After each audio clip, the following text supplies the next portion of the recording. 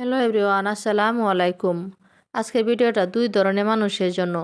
কষ্ট করে কথাগুলো শুনবেন, হয়তো আপনাদের ভুল ধারণাগুলো ভেঙে যাবে।